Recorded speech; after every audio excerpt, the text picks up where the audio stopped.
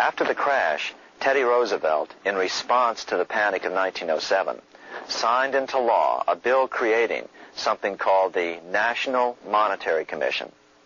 The commission was to study the banking problem and make recommendations to Congress.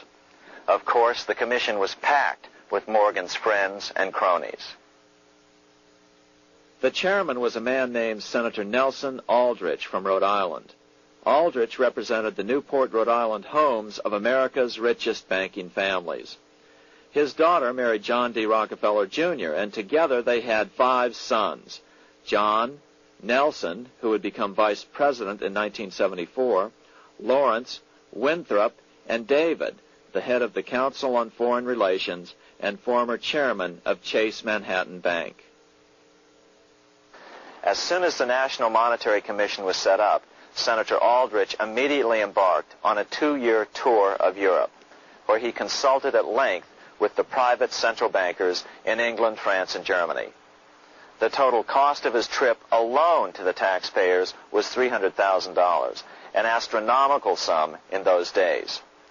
Shortly after his return, on the evening of November 22, 1910, some of the wealthiest and most powerful men in America boarded Senator Aldrich's private rail car and in the strictest secrecy journeyed to this place, Jekyll Island, off the coast of Georgia. With the group came Paul Warburg. Warburg had been given a $500,000 per year salary to lobby for the passage of a privately owned central bank in America by the investment firm Kuhn, Loeb and Company. Warburg's partner in this firm was a man named Jacob Schiff, the grandson of the man who shared the Green Shield house with the Rothschild family in Frankfurt. Schiff, as we'll find out later, was in the process of spending $20 million to finance the overthrow of the Tsar in Russia. These 3 European banking families, the Rothschilds, the Warburgs, and the Schiffs, were interconnected by marriage down through the years, just as their American banking counterparts, the Morgans, Rockefellers, and Aldriches were. Secrecy was so tight that all 7 primary participants were cautioned to use only first names to prevent servants from learning their identities. Years later, one participant, Frank Vanderlip, president of National City Bank of New York and a representative of the Rockefeller family, confirmed the Jekyll Island trip in a February 9, 1935 edition of the Saturday Evening Post. I was as secretive, indeed as furtive as any conspirator. Discovery, we knew, simply must not happen, or else all our time and effort would be wasted. If it were to be exposed that our particular group had got together and written a banking bill, that bill would have no chance whatever of passage by Congress.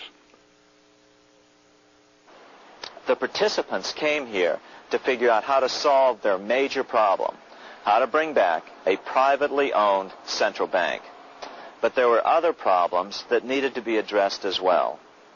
First of all, the market share of the big national banks was shrinking fast. In the first 10 years of the century, the number of U.S. banks had more than doubled to over 20,000. By 1913, only 29% of all banks were national banks, and they held only 57% of all deposits. As Senator Aldrich later admitted in a magazine article, before passage of this act, the New York bankers could only dominate the reserves of New York. Now, we are able to dominate the bank reserves of the entire country. Therefore, something had to be done to bring these new banks under their control. As John D. Rockefeller put it, quote, "Competition is sin," close quote. Secondly, the nation's economy was so strong that corporations were starting to finance their expansions out of profits instead of taking out huge loans from large banks. In the first 10 years of the new century, 70% of corporate funding came from profits. In other words, American industry was becoming independent of the money changers, and that trend had to be stopped. All the participants knew that these problems could be hammered out into a workable solution. But perhaps their biggest problem was a public relations problem, the name of the new bank. That discussion took place right here in this room, one of the many conference rooms in this sprawling hotel, today known as the Jekyll Island Club Hotel. Aldrich believed that the word bank should not even appear in the name. Warburg wanted to call the legislation the National Reserve Bill or the Federal Reserve Bill. The idea here was to give the impression that the purpose of the new central bank was to stop bank runs, but also to conceal its monopoly character. However, it was Aldrich, the egotistical politician, who insisted it be called the Aldrich Bill. After 9 days at Jekyll Island, the group dispersed. The new central bank would be very similar to the old Bank of the United States.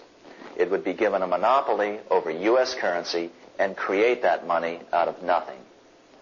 How does the Fed create money out of nothing? It's a four-step process. But first, a word on bonds. Bonds are simply promises to pay, or government IOUs. People buy bonds to get a secure rate of interest. At the end of the term of the bond, the government repays the bond plus interest, and the bond is destroyed. There are about $3.6 trillion worth of these loans or bonds at present. Now here's the Fed money-making process. Step 1.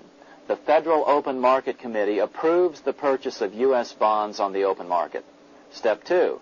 The bonds are purchased by the Fed from whoever is offering them for sale on the open market. Step 3. The Fed pays for the bonds with electronic credits to the seller's bank, which in turn credits the seller's bank account. The trick is that these credits are based on nothing. The Fed just creates them. Step 4. The banks use these deposits as reserves. They can loan out over 10 times the amount of their reserves to new borrowers, all at interest. In this way, a Fed purchase of, say, $1 million worth of bonds gets turned into over $10 million in bank accounts. The Fed, in effect, creates 10% of this totally new money, and the banks create the other 90%. To reduce the amount of money in the economy, the process is just reversed. The Fed sells bonds to the public, and the money flows out of the purchaser's local bank. Loans must be reduced by 10 times the amount of the sale. So, a Fed sale of $1 million in bonds results in $10 million less money in the economy. So how does this benefit the bankers whose representatives huddled at Jekyll Island?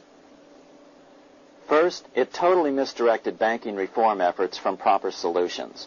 Second, it prevented a proper debt-free system of government finance, like Lincoln's greenbacks, from making a comeback. The bond-based system of government finance forced on Lincoln after he created greenbacks was now cast in stone.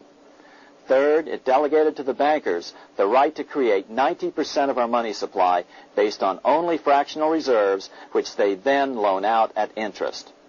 Fourth, it centralized overall control of our nation's money supply in the hands of a few men.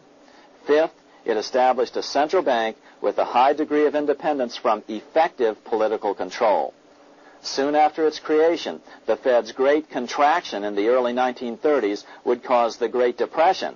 This independence has been enhanced since then through additional laws. In order to fool the public into thinking the government retained control, the plan called for the Fed to be run by a board of governors appointed by the President and approved by the Senate. But all the bankers had to do was to be sure their men got appointed to the board of governors.